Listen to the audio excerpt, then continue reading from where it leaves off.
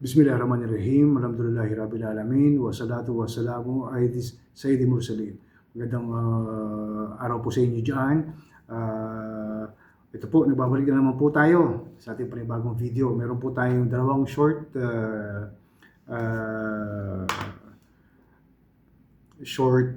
commentaries or topics for today. Unang-una po, bumalik na po si VP Sara na ating pinakamamahal na Vice President. Nakauwi na po siya kahapon matapos ang almost halos isang buwan na pamamalagi dyan doon sa Netherlands upang alalayan si Tatay Digong. Well, lumapag daw po siya, lumapag po daw po si VP Sara kahapon, Sunday, April 6 sa NAIA. Alas 9:56 ng gabi, 9:56 po ng gabi, via Emirates Airlines. So let's wait, no? Antayin po natin ang mga susunod na mga hakbang or mga speeches ng ating pinakamamahal na Vice Presidente. Abangan po natin 'yan. Malamang maglalabas ng mga speeches 'yan patungkol dun sa pag-stay niya, no? Sa pag-aalalay niya kay Tatay Digong. Sinabi naman niya, kukumpletuhin niya yung mga dokumento na kakailangan ng legal team, tapos uuwi na siya. Malamang yan, magpapahinga muna yan. Antayin muna natin siya makapagpahinga at mapuntahan niya kanyang mga anak. And then let's see kung ano ang mga ilalabas niya, mga saloobin, no? Or mga reports, kung ano yung mga ibabalita niya sa mga nangyari sa dahig. Okay? Ito po, ang second topic natin, medyo mabilis lang, medyo maiksi lang ang ating mga balita ngayon. Wala pa masyadong lumalabas na mga interesting na balita, no? Sa ngayon. Pero once na makakala po tayo ng impormasyon, automatically, immediately, magpapalabas po tayo ng mga vlog patungkol sa mga medyo masustansyang balita. Ito po, nangyari po ito pong balita ito, lumabas po ata ito kagabi or kahapon patungkol doon sa piloto na nagpalipad ng eroplano na sinakay ni Tatay Digong. Biro nyo, mista pala ni Senator Bato ang piloto na to. Well, kakaiba, no? Ito po nabisto ni Senator Bato na mista pala niya. Well, dito talaga natin malalaman, kung minsan talaga ang tunay na hudas a traitor, akala mo kaibigan mo. Yun din pala maglalaglag sa'yo. Well, anyway, yun na nga, pagdating nga sa, naman natin, pagdating sa ganyan, career or pagdating sa monetary, walang kaibigan, walang kapamilya. May mga nagsasabi nga, walang kapatid sa pagdating sa pera. Wala tayong magagawa dyan. Yan talaga ang pera talaga Money is the root of all evil. Yun ang kasabihan. Well, isa pa, money talks. Ayun ang sinasabi dyan. So, abangan natin yan kung may magiging reaksyon ni Senator Bato. Wala pa akong nakikitang official statement niya tungkol dito Kaya magabang-abang na muna tayo sa mga ipapaalala ko po April 10 ang third hearing. Abangan po natin yan. Medyo interesting daw yan. At atin daw ang mga inaantay natin ng mga bisita, yung mga imbitado, yung mga department officials na yan, at saka si Torre. Kung ano na naman ang mga palus na itong taong to. Let's see Abangan po natin yan April 10. Paalala ko lang po. Ito na po tayo sa last part. Meron tayong hindi magandang komentaryo dito. Ito po, kung napabalitaan nyo po, siguro nabalitaan nyo na rin,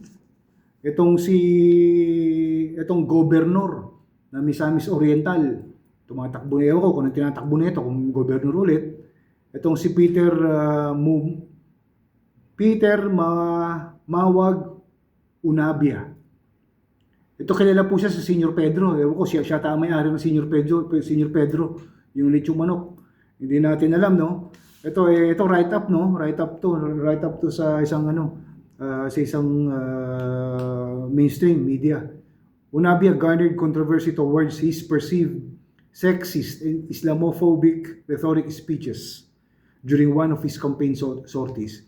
Ito, nagsalita po daw po ito tungkol sa mga kababaihan at ating mga kapatid na Islam.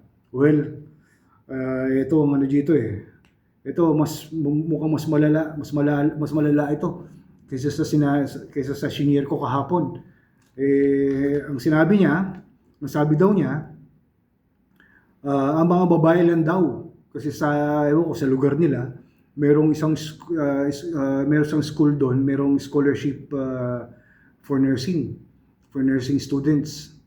Ang sabi daw nitong mama na to, itong Senior Pedro na to, na hindi daw po pwede ang lalaki na makapag-avail ng scholarship. Babae lang daw ang pwedeng mag-avail. At yung kung babae daw, maganda daw dapat. Magandang babae daw. Kasi daw, pag nag-handle daw ng nag-handle daw ang hindi maganda, ng may sakit na lalaki, lalo daw po magkakasakit, mas lalo daw lalala ang sakit ng lalaki. Well, ikaw, Brad, ito lang sasabihin ko sa iyo, Brad,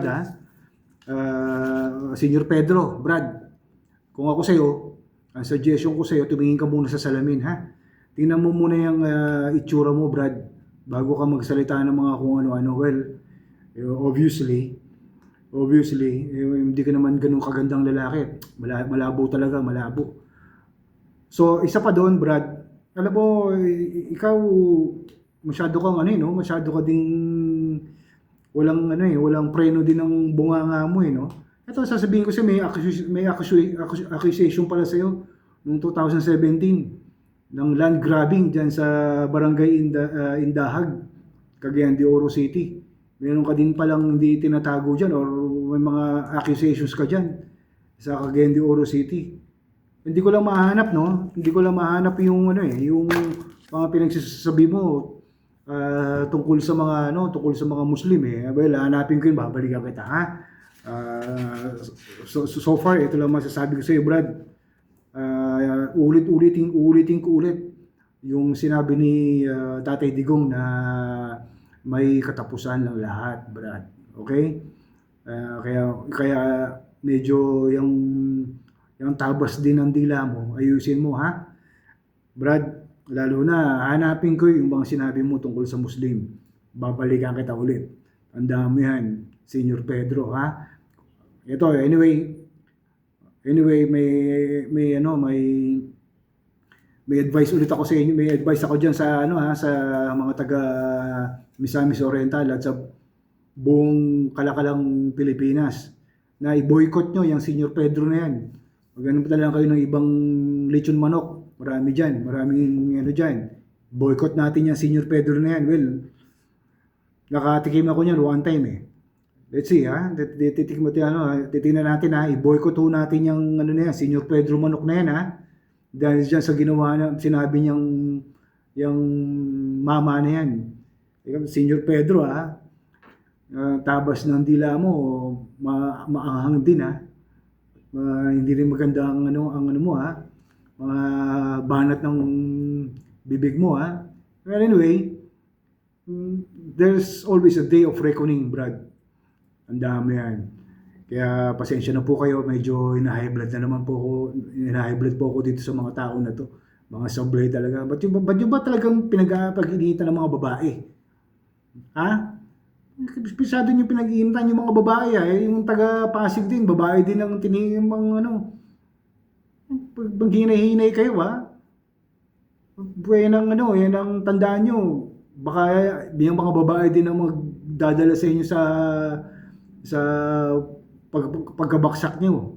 Well, anyway, tabayan na rin natin yung mga susunod na Senior Pedro.